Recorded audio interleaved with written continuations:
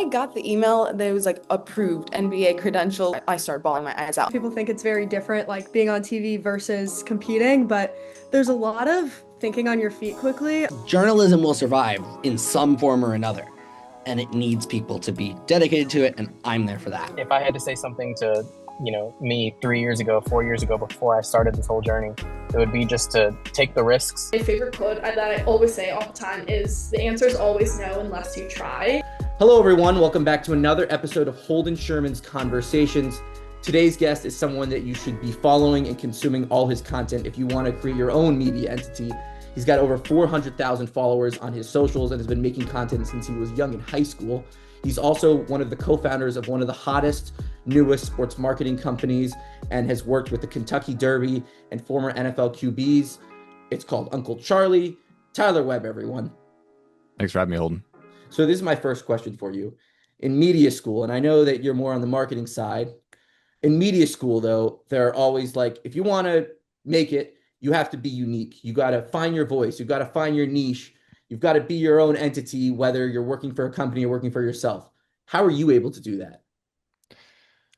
I think there's no better time to do it than right now. I mean, there's so many ways to create a lane for yourself. I like to think about it as where the gatekeepers are or where they aren't. And I think for a long time, I don't come from a media background, but for a long time, there were only gatekeepers if you wanted to get into the media world. You had to write for one of the biggest publications. You had to get onto one of the biggest networks if you wanted to have a job in sports media. But now that's not the case at all. I mean, you could start an Instagram page, you can post on TikTok, you could have your own newsletter or your own blog. And so, I think for me, it was about finding a medium that I liked, that I felt like I could sustain for months at a time, that I could find an audience in really easily. For me, that ended up being short form vertical video, and then committing to one format, one subject matter, a specific niche, and then really honing in on what I felt like I could do well there. So, a lot of Holden, honestly, when I first started doing TikTok, it was really bad.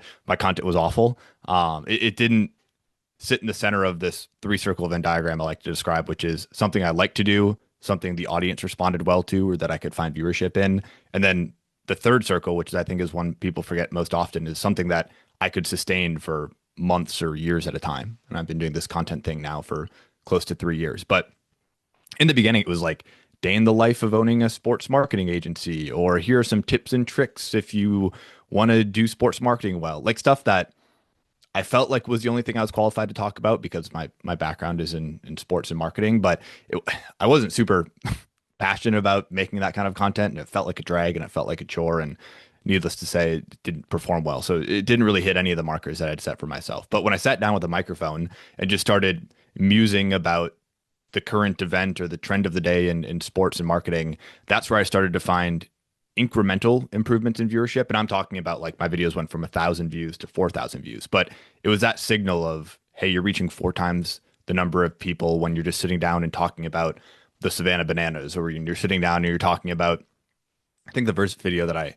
had that really like showed that trend for me with it. I literally just sat down. I'm like, here are the 3 things I would do if I owned a sports team tomorrow. And instead of talking about signing the players or hiring the coaches, I talked about what I would do from a marketing standpoint. And, again, that video probably got 5,000 views, but whereas before I was only getting 800 views, that was a signal to me to double down on that format. And I think my next video was about the Savannah Bananas. And I just read a story about them leaving the summer collegiate league they're in to start their independent entity, which is now the one that you see traveling the country. And I talked about how that was a really good move for them. And that video did something like 200,000 views. And so that's a really obvious signal where I was like, oh, wow, I need to double down on this format. And then slowly the B-roll I added started getting better, and I started putting captions on my videos, and I started, adding like camera motion, and then that iteration evolved into the style of content you see today. But I had to really double down and focus on one format before I inevitably, and we'll get this probably in the conversation, but started branching out to other platforms and other mediums. But it was really about honing in on that one format, that one value proposition to a specific audience. So it wasn't necessarily about your marketing abilities. It was more about you honing in on exactly what you were doing and not trying to stretch yourself out, you're saying? Yeah, I mean, I had somebody ask me this yesterday. They wanted to start a YouTube channel, and they're like, "How do I market this video?" And really, the answer is these algorithms are so good and they're so advanced, and especially when it comes to discoverability. And you're talking about video on YouTube is pretty good, but short form vertical video is obviously the mother of all discoverability. Like you could post a video on TikTok with 0 followers and reach 1 million people. We haven't really seen anything like that before the ascent of TikTok, and now all the copycats of short form vertical video across all the platforms. But the quote unquote marketing aspect of it, I think is just like that part of having to start your own media entity, as you like to describe it, is gone. Like no longer do you have to like write a blog, like you're writing a blog and you have to find a way to market the blog. Like now, if you want to do good work to get it discovered, you just create a really compelling piece of short form vertical video. And so for me, it was more about finding the format that I feel like I could really do well and again sustain for a long period of time, and then only focusing on that format until I felt like I had it really locked in. And so that meant for the first month of doing content, probably 30 to 45 days, I was editing my own video every single day while also working 8 hours a day helping run our agency. And so it meant a ton of trial and error and like me figuring out for myself what I wanted the videos to look and feel and sound like. And then once I really honed in on like, okay, I think this format works, this is something I could do sustainably, that's when I started even branching out and hiring an editor and carving more time in my day to, find the B-roll for my editor or script the videos or research the videos. But I really had to lock in like what that format was going to be. And I have to fight against this every day, but I think a lot of people, and this is especially true again on TikTok, where you could get such a quick hit of success. Like you could have a video, your first video do 100,000 views, and all of a sudden you're like, okay, I need to find somebody to help me edit my videos. I need to find somebody to help me write my videos. And a lot of young creators try to scale themselves out of, I think, the thing that makes them unique really quickly. And for me, I was like, I need to do this for 6 months before I have a really good grasp on what it is I'm even trying to do here. And at the 6 month point or at the 1 year point, once I've really locked in what I want these videos to look like and how I want them distributed and what I want my value proposition to my audience to be, that's when I can start bringing in help or exploring new content formats or mediums or avenues. But until that happens, like you have to prove to yourself and prove to other people that you can do this sustainably in order for anybody to take you seriously in this business. Yeah, it's funny you say that because I've had this podcast now for 6 months, and now I've just thought about the idea of posting my shorts on Instagram and TikTok as well, because I make shorts with this account too. So yeah. I feel like that low and slow mentality can kind of help. For people who don't know, your brother is a D1 baseball player. Yeah. And he plays at Central Michigan, right? Central Michigan. Yeah, that's correct. Yeah. And he also has his own following. He's got over 125,000 followers on his socials. He makes a little bit different content for you, not just because he's a D1 baseball player, but it's more like about himself and about his own experiences. Do you guys ever converse on content strategy? I mean, my wife will complain to you. That's all we talk about when we get together. And it really is. I mean, we talk about it all the time. And it's fun hearing his perspective because you're right. He exists in a completely different side of the internet than I do. Whereas I would make the argument that people follow me for my ideas.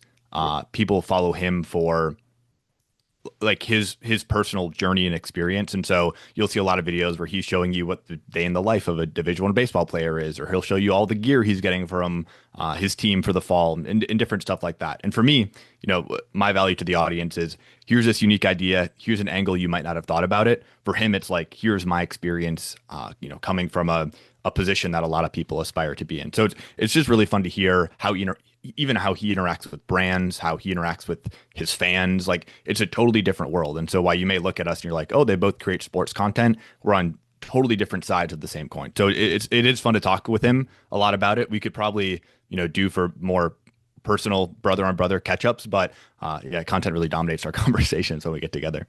I will say though, something about your day in the life. So you do a lot. You'll go to, like this past weekend, you went to a Yankees Red Sox game, and you were like, how much to go to a Yankees Red Sox game? Yeah. You do a lot of day in the lives. I think what's really cool about yours is that you're not just talking about your own experience. You're talking about things that literally anyone who's going to a Minnesota football game or a Yankees game can learn, right? So I feel like everyone loves the day in the lives, but they need to have access, or they need to be unique. And you do a really great job of making sure they're not just about yourself, but they're about the venue or the activity that you're at. Yeah, I want to hold on that because you're right. I'm leading with the concept rather than my own personal experience. And I think this is another mistake that a lot of creators will make is that they forget what their value proposition is to their audience. So I don't shy away from the fact that people follow me because I'm presenting them with, again, a new and novel idea every single day when I post a video. People aren't following me because they like the way I look or they like the way I talk or they like my background. Like all that stuff is de minimis in comparison to, can I present you, especially in the first 5 seconds, with a really compelling idea and make you think about it in a way that you might not have thought about it before. And that's the reason. So I can't trick myself into thinking like, oh, somebody's interested in what I have, what I want to spend my day doing, to your point, like they don't want to sit through a day in the life, even if it was me going to a sporting event. Like I have to make sure to frame that concept in a way, like you described, that is applicable to people and comes from, again, a unique and novel angle. And for me, that is the price of attending these sporting events is a format that I found does really well for me. And a lot of creators can do that successfully. I think my brother's a good example where he's found a compelling way and he's a good enough personality. And I really like his editing and his formatting where people are interested in watching him go through his gear and go through a day. I just don't think I'm that compelling of a person and I don't pretend to be. And I think that's a trap a lot of creators fall into, however, which is like, oh, people are following me for this one thing. They must want this other thing from me. And don't get me wrong, for a certain subset of people, that is true. I think there are certain outliers that they just have great camera presence or great personality on camera where they can make anything work. They can sit and talk to you for 6 minutes uninterrupted and you would find it really compelling. I know that's not me. And so I know that all my videos, to your point, like even going to a game, have to lead with some sort of concept or hook or format to make them compelling. And I just think a lot of creators, there's a sort of ego involved in creating content, right? Like when you have 200,000 followers on TikTok, like I do, there's a certain ego to think like, oh, people must be interested in what I'm eating for breakfast. But at the end of the day, that's not true. I was talking to Bladen Kirk and he was talking about how the more he's made content, the more he's like micro analyzing every single word he says. Like at some point, like, am I just talking just to talk? Is it kind of that same mentality with you? Well, Bladen's an interesting example because I'll get videos of him playing the guitar and he's like singing on stage. And I find that really, and I find that really interesting because now, to be fair, he's posting on a different page. So there's sort of like an opting in he's making his audience do, where it's like, hey, if you also want this thing from me, you can go here and find it.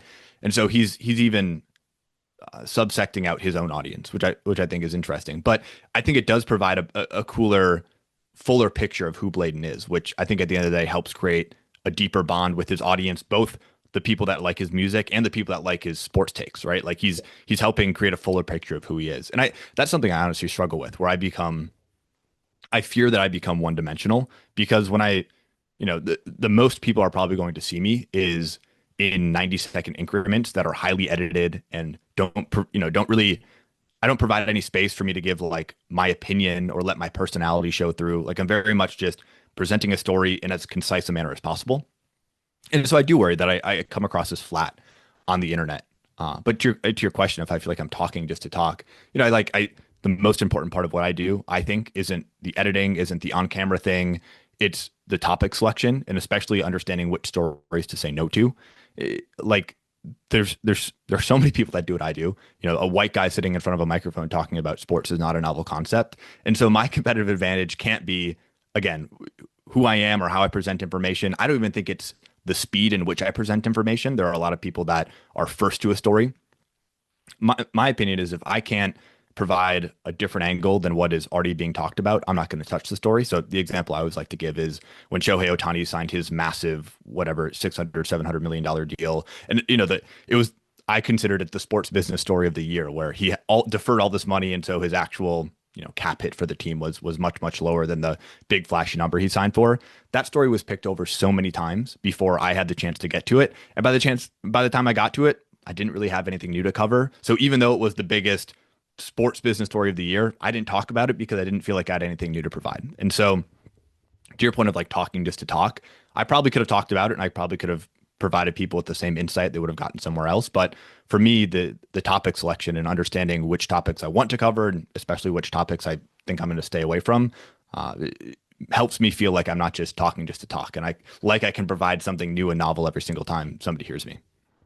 Have you always liked making sports business content? Because like I feel like a lot of innovation comes out of necessity.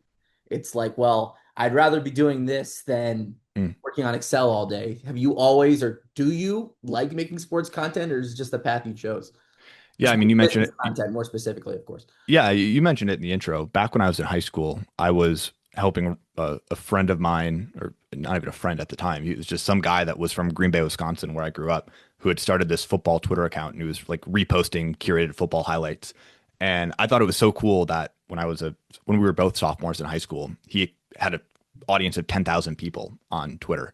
And so I think I've always been drawn to the gamified aspect of social, and specifically when you look at how quickly the social landscape has developed. I mean, that was back in 2014, so it's been over 10 years now that I've been involved running social media pages in some form or fashion. And during that time, the landscape has changed dramatically. I mean, back then it was, Twitter was really hot for us, and we grew from 10,000 to 150,000 followers in just a couple of years. And there was a stretch at the end of the account before it inevitably got suspended from Twitter for copyright violations. I mean, we were just posting highlight clips with copyrighted music in the back. But there was a stretch there where we were getting 10, 20, 30,000 followers every single month. And so it was like this insane viral growth. And then that changed to when the account got suspended or got banned.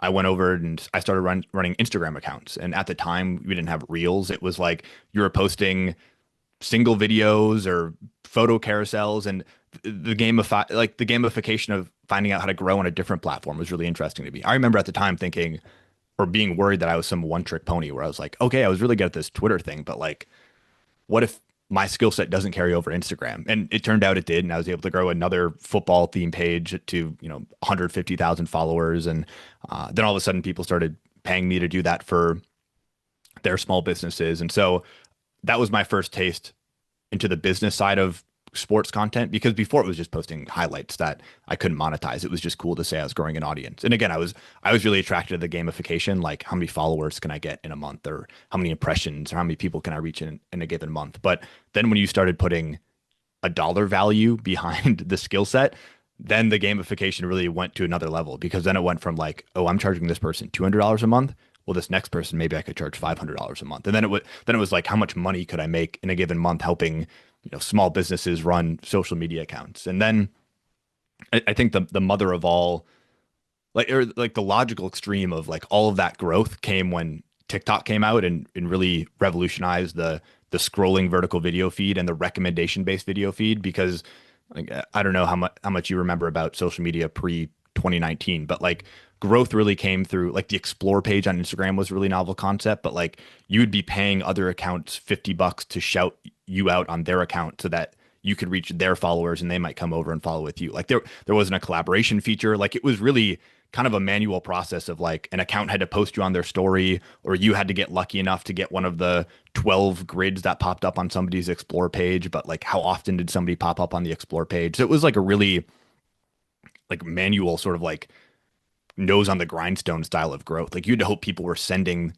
their post to their friends in the DM, and that was your main method of growth. But when TikTok came out and all of a sudden your content was getting served to people who didn't follow you, and that was the main way people were consuming content, that brought the gamification of this thing to a whole nother level. And then you were able to, I think the thing that TikTok did for me, back to the logical extreme point, was you were able to learn so much more quickly what your audience wanted and what good content according to the platform was considered. And so when I started posting, like I even started posting like for a curated football page on TikTok probably in 2019, and like quickly grew that page to 150,000 followers. Again, just because I could curate football highlights really quickly and post them on TikTok really quickly and get really immediate feedback as to what worked and what didn't work.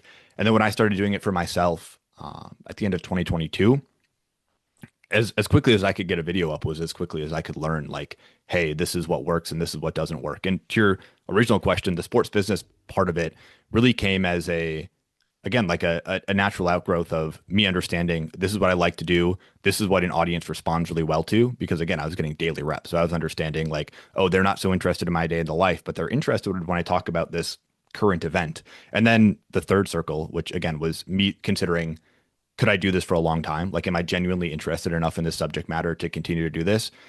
When I took stock of what I was already reading on a daily basis and the content I was already consuming, it was already stories like this. Like it was already these human interest in these sports business stories. Like, I'm a casual sports fan, but I don't pretend to be like a Bladen Kirk or a Theo Ash, any of those Stay Hot guys, or a number of other really talented creators on TikTok who can look at game film, break it down for you, tell you what a quarterback did right or wrong. Like I'm not like that. I like to play fantasy football with my friends. I like to watch the Packers on Sunday. I have really guttural fan instincts from like, we should fire this coach or we should bench this guy. But none of it comes from any point of authority. It's just normal dumb fan stuff. But the area I really found myself attracted to are the stories about the people that play the sports, the stories about the business behind the sports. That's the stuff that I always found myself gravitated to anyway. And so to be able to make content and to have found an audience that also wants to hear that stuff, that's when I knew like, oh, I could do this for a really long time, because I was already doing it before I was getting paid for it. And now you're telling me I could get paid for it. That was game over for me. I feel like to kind of build off of that, you've done that with your own personal content, but then you've also done it with Uncle Charlie. And like I said in the intro, you partnered with Kentucky Derby, the Dime Lab, which is with Kurt Benkert. Am I saying that right? Kurt Benkert? Yeah, you are. Yeah. Kurt Benkert, former NFL quarterback, and amongst other companies. You also have your own podcast, which saw that you just had Jack Adler on. So now you're speaking to two Syracuse guys in less than a month. I'm sorry for you. How do you kind of intertwine everything? Yeah, so I built it backwards. I think my understanding is a lot of people start with the content and then build some sort of business off of that, right? Like you even look at the biggest examples in the world. You look at Mr. Beast, who created content and then created a chocolate company. You look at Ryan Trahan, who creates content, then created a candy company.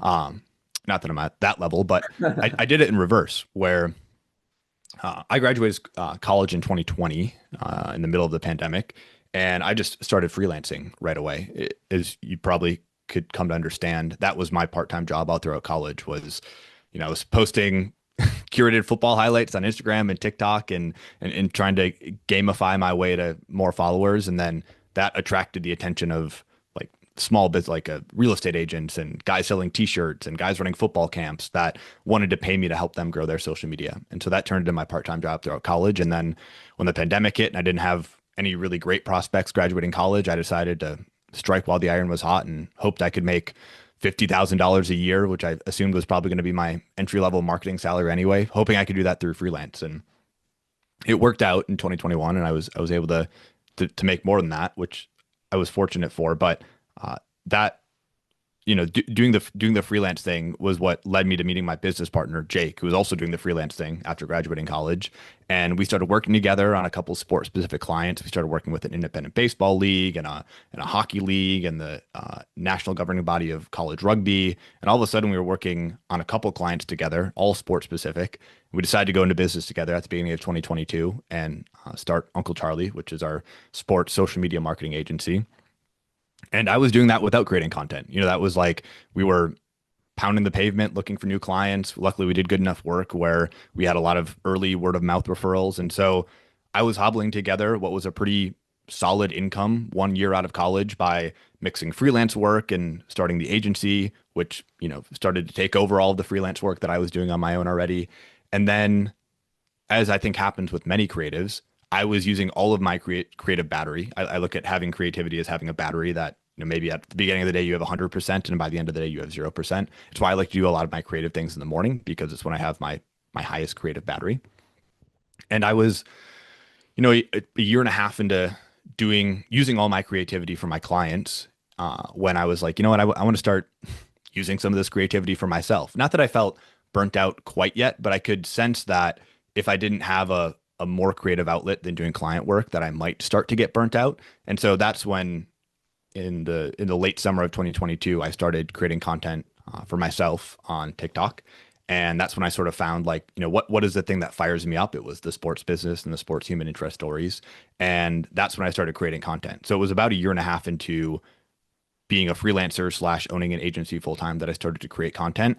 But at the time, and this has proven to be true, I think I just got lucky, but I sort of theorized, and maybe this was just a rationale for why I should spend so much time creating content, or this is at least what I told Jake, my business partner, was that if I could create compelling enough content doing sports marketing, that might lead to us getting some clients, that see my sports marketing content and want to work with our agency. And it's definitely proven to be true. It took a while for that thesis to play out, but luckily I owned the agency, so I was able to give myself as much time to pursue the content thing before I had to hold my own feet to the fire. But yeah, now the content really serves as the main marketing function for Uncle Charlie, where people will see my stuff and they'll be like, wow, I really like Tyler's style of content. He's obviously has the authority to reach a lot of people.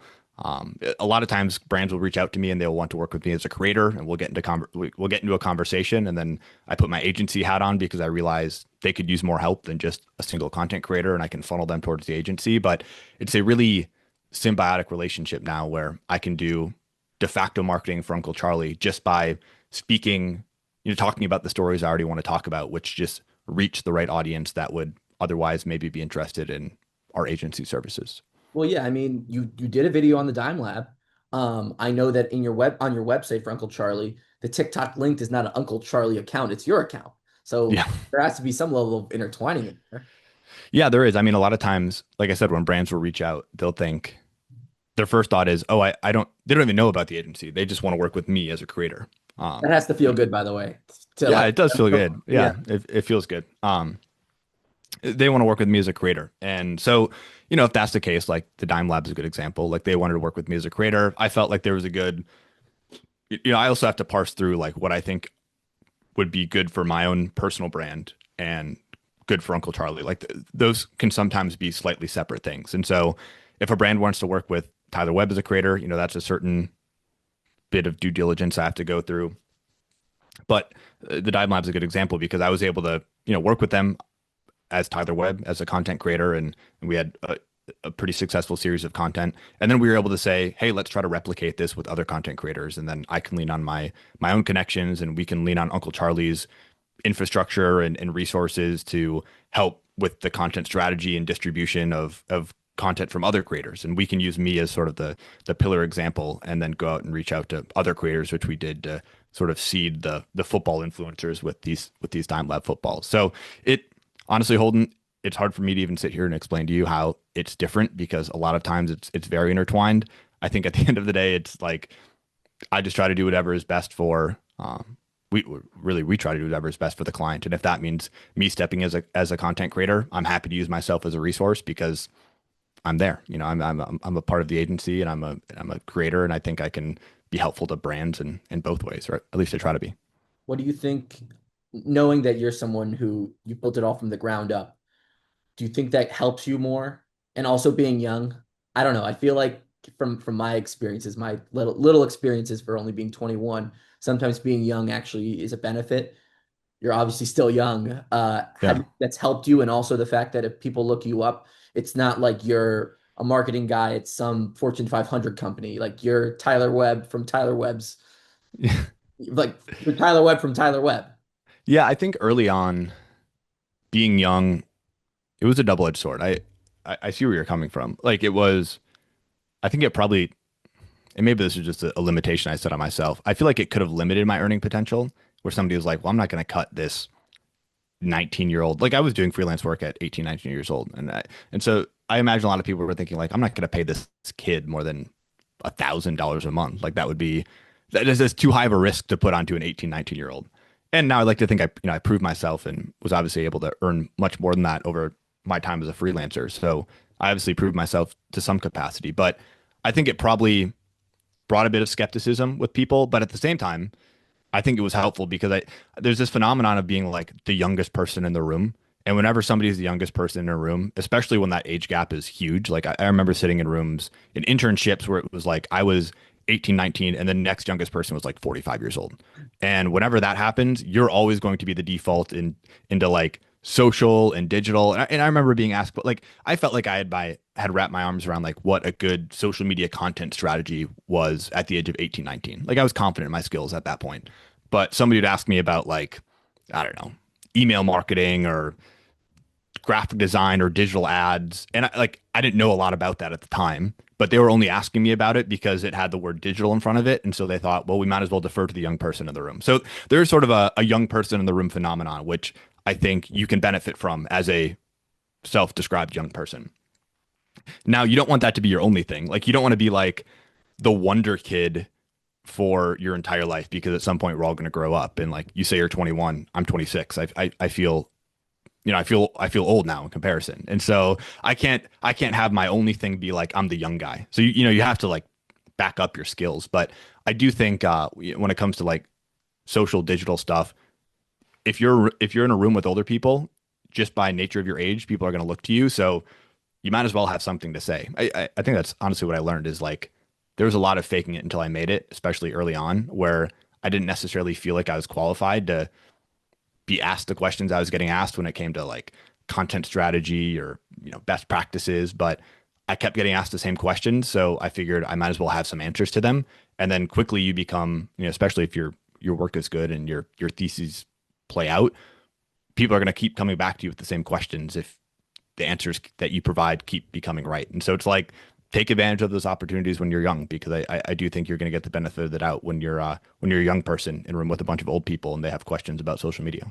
How is that being the youngest person in the room in those times? How has that helped you foster relationships? Because if you're in the agency world, you're in any type of communications marketing world, it's just about as much about who you know as compared to how good you are at said thing. How have you been able to foster those relationships? I think a part of it, like I was always able to get into those rooms because I had something to show for myself. Like I don't want to reduce it down to like I was just a young person. And so they would like be strolling the hallways and grab the nearest young person and yank them into a room and say, what is your opinion on social media? Like I had the bona fides to be in that position beforehand. Now, whether or not I believed it at the time is a different conversation. I don't think I had a lot of belief in myself that like the skills that I had, especially when I was in high school still. And like my first freelance clients were coming in, I was making a couple $100 a month. Like I couldn't believe people were willing to pay me for the thing that I was just doing because I found it interesting and I found it fun to be able to create an audience. But it's important to have some sort of like tangible example or proof of your work. Like it's not just enough to be a young person, obviously.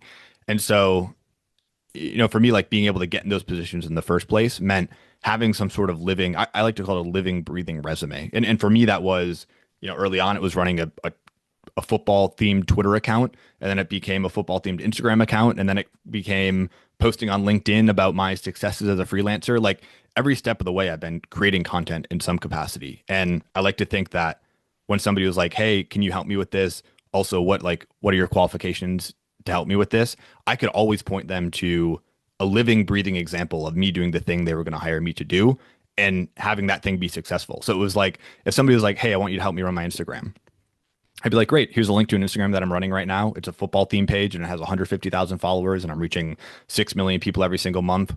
I could probably do something similar for you. And that's a living, breathing example where they can click on it and they can scroll through. And like in this creative field, Holden, I get way too many resumes still. Like I'm never going to hire somebody creatively off of a resume and a resume alone. Like I need living, breathing examples of you doing the creative thing that you say that you can do. So if you're a graphic designer, I need a portfolio. If you're a video editor, I need a show reel. If you're a social media manager, I need to see a social media account that you've managed. I don't want to see like I was a server at Applebee's for 2 years and also I'm like the vice president of my school's marketing club. Like, I'm sorry, there are enough opportunities for you to do any of those creative things right now for yourself, for you to have some sort of living, breathing proof.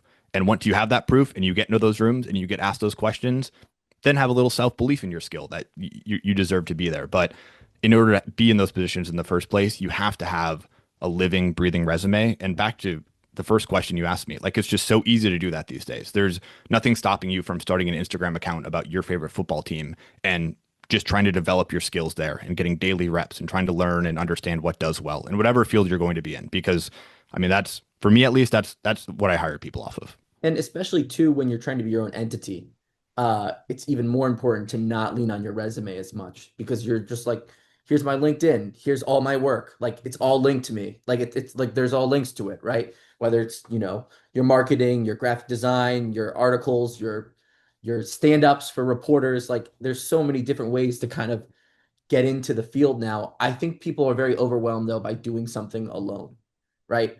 Or Mm. just starting something, being an entrepreneur, because then there's like 98 things you feel like you got to juggle at once. Like I've actually I had a podcast in high school. It was a sports podcast. I didn't Okay. have any level of consistency with it. I recorded it whenever I wanted to, didn't care about the production. And now with this, like I've been low and slow. Like 6 months now, I'm thinking about how I'm going to market. In the next couple weeks or a couple days, I'm going to start to post on like a TikTok and an Instagram that I'm not going to market or anything like that. Like I feel like Sure. it's so hard to organize yourself is one of the fears that a lot of people have. Yeah, but I would take the pressure off of it. Like, Yeah, 100%. especially like, you talk about wanting to be your own entity. I would look at it as I follow these two creators, Colin and Samir. And Oh, I they love just Colin. Yeah, they Mr. Beast videos are like some of my favorite videos I've ever watched. and they just posted a video where they were asked what would be the first thing to do if you wanted to be a full-time creator, and their answer was get a job. And I do think to a certain extent that's good advice. Like I think if you want to be a working content creator, I like to call it like a working class content creator. It's easy. It's easier than it's ever been. I mean, you could easily make six figures just by posting on TikTok. I'm not telling you that, like, and I'm talking like just through TikTok platform payments. Like that is a legitimate thing you can do. You can make over $100,000 a year just by posting on TikTok through payments that the platform pays you. And so that's not even counting brand deals and posting on other platforms or anything like that. But I would take the pressure off of trying to do that right away. And so to Colin and Samir's point, they talk about getting a job. Like have something where your livelihood isn't dependent on your creativity. I think that's a really good piece of advice. And I'm a horrible person to give that advice because I owned the business that I worked at. And so I was able to self allocate my time to being a creator or working my quote unquote job. And so I was able to like just figure that out for myself. A lot of people don't have that luxury, but I don't think that getting a job is bad advice. And when you have that, that just takes the pressure off of having your creativity be your livelihood. I think it helps you not take it so personally. I think it helps you learn a lot of really valuable lessons where you're not trying to shoot for the moon right away and you're like, this thing has to be, self-sustaining or else I'm not going to be able to afford groceries this month or pay rent this month. And then I think it allows your work to be more of a resume and a portfolio rather than again your livelihood. And so, back to your question about like how people do this and how people like create an entity for themselves. I really think it's like you just got to do the work. You got to put the reps in. You're going to have to, like, if somebody else isn't going to be willing to hire you, like, why would you be able to do this on your own full time? And so I would think about your work, especially early on. And if you're just starting and if you're still trying to decide which format or medium you want to do, like use social as a living resume for yourself. Don't put all the pressure of your financial success on your content and just try to like keep working your way up. Like there's a ladder to this kind of stuff. And if honestly, if like a agency like mine wouldn't hire you because you don't have any work out there, that's probably a good indicator to get some work out there. Well, and also you never know, and we were talking about this earlier with the algorithms, you never know who's going to be looking at your content. You never It's know, true. right? You could have, again, no followers on TikTok, Instagram, YouTube, whatever. And the right media executive might have right media executive, right marketing executive, your stuff might come up in their feed and they send you a DM. You never know. But I've heard stories like that. I bet you have too.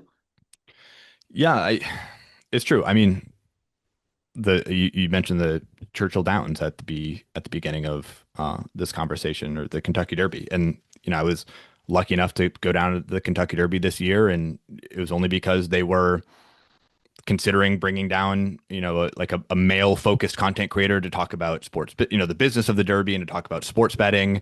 And as they were talking about who would be like what they wanted the content to look like, internally they were circulating my content because a couple people within Churchill Downs were fans of my content. And so, to your point, like having your stuff be out there, especially if you're proud of it, is never a bad thing because it can speak for you when you're not in that room. How do you stay grateful for all these opportunities? Like you've done been and you've done some really cool things and you've talked to so many cool people. You're only 26.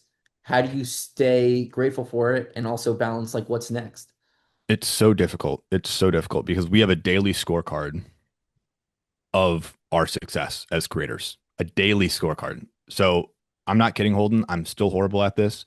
Every day, if a video does well, I'm on cloud nine, and if a video does horribly, I'm I think I have to file for unemployment the next day. I mean, I'm not kidding. Like I need to get better at this, but my my emotions uh, are tied too closely to the performance of my content. Now, luckily, I have enough content coming out across enough platforms that if I'm looking for a boost of dopamine, I'm able to find it somewhere, probably. But when there's times that I'm not, it's still hard. I'm not going to lie to you. It's still really difficult for me to detach myself from the performance of my content. And that's, you talked about my brother earlier. Like, that's not even me putting my personality and life on the internet. Like, for him, I can only imagine how hard it is where somebody, like, if he has a video that does badly, I haven't talked to him about this directly, but I can only imagine it's like, wow, does nobody find me interesting? Does nobody think I have value as a human being? And at least for me, I'm just talking about stories. And so my takeaway can be like, oh, that wasn't an interesting story. But I still struggle really hard with this. The perspective I try to have, and this is something again, it's a constant reminder. Like, if I don't stay on top of this thought, I slip so quickly into like, this is never going to work out for me. The thought that I try to have is, if this all went away tomorrow, and this is honestly a real thought back, especially in January when TikTok went dark for 24 hours, and there's still uncertainty around that. But the thought I had at the time was, if this all went away tomorrow, nobody could take away the experiences I've had because of this platform. And so I was just thinking about this on my flight home yesterday from New York City, where I got to go to the US Open. I got to go to the Red Sox Yankees game. Nobody can take away those experiences from me. I mean, I got to go to New York City, spend the weekend in New York City with my wife. We got to go to two fantastic sporting events. We ate great food. We spent a whole weekend together in a wonderful city. If TikTok went away, yeah, it would suck. I would definitely, my earning potential would decrease. My access to an audience that I've spent 3 years building would go away. But nobody would be able to take away that weekend that I got to spend with my wife, which was a fantastic weekend. And it was a memory I'll be able to have forever. Nobody will be able to take away the week I spent down in Churchill Downs, meeting some fantastic people, working with a great creative staff, going to the Kentucky Derby for the first time.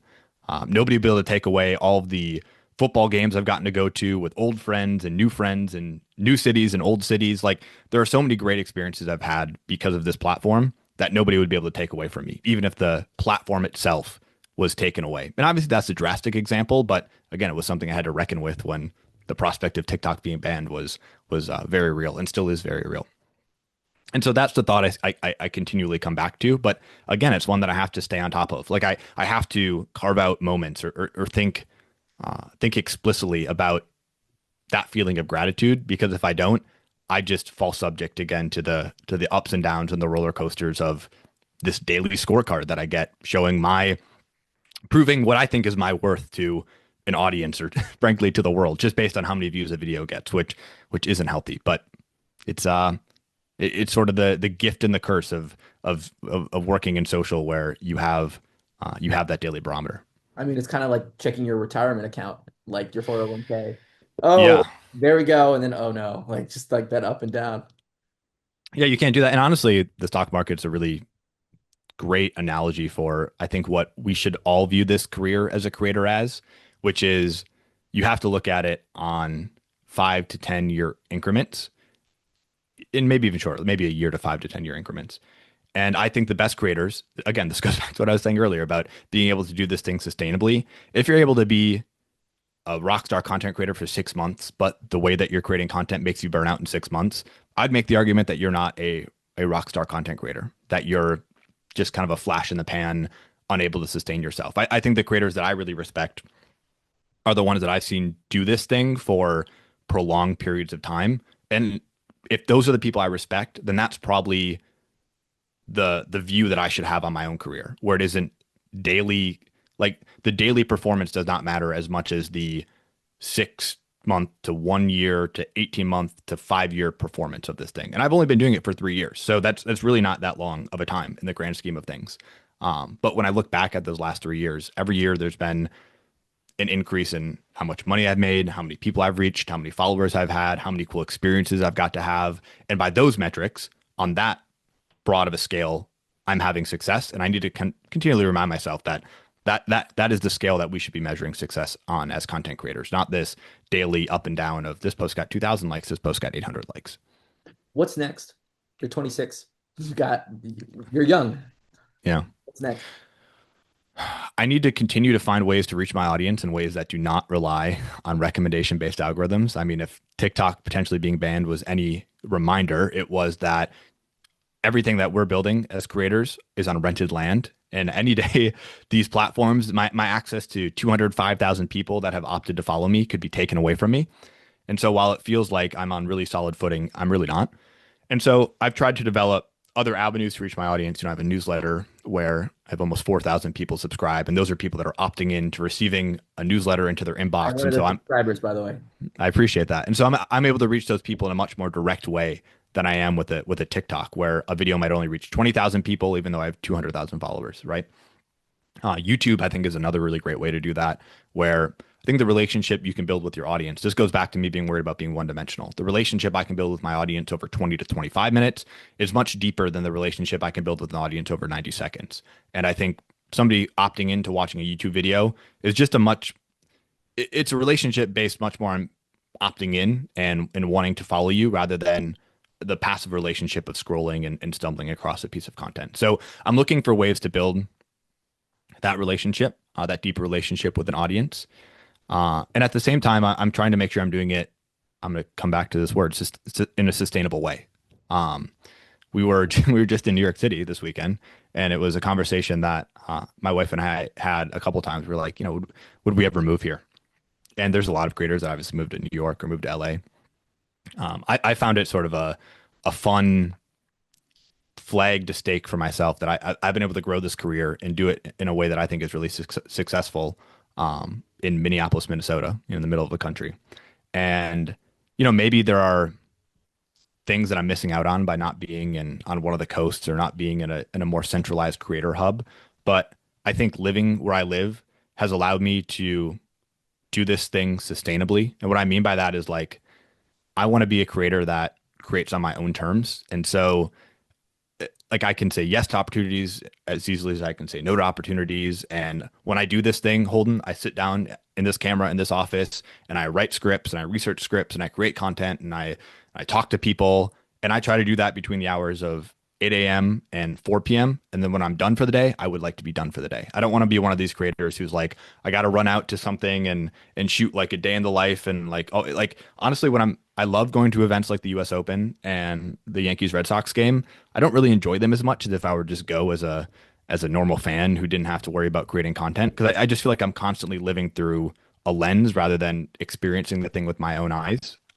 And like form my own thoughts. Like, everything is viewed through the lens of what is content and not what am I genuinely enjoying. And I don't like that feeling. And I know that about myself. And I know that in order to do this sustainably, I have to put guardrails around the way in which I create. And for me, that's like, I can only record in this room because that's where my camera's set up and that's where my microphone's set up. And that's good for me. Like, I don't want to like enable myself to record somewhere on the street because I have a quick thought or I want to make a quick video. Like, I want to be able to have those rules and restrictions for myself. So I think, to the point of what's next, it's about exploring those mediums as in depth and with as much care as I can, while also understanding that I don't want this thing to take over my life. I really don't. Like, I have a really awesome life. I think part of the thing that you enable yourself to do when you create your own brand and create your own business is that you get to dictate what your life looks like a little bit more than other people might.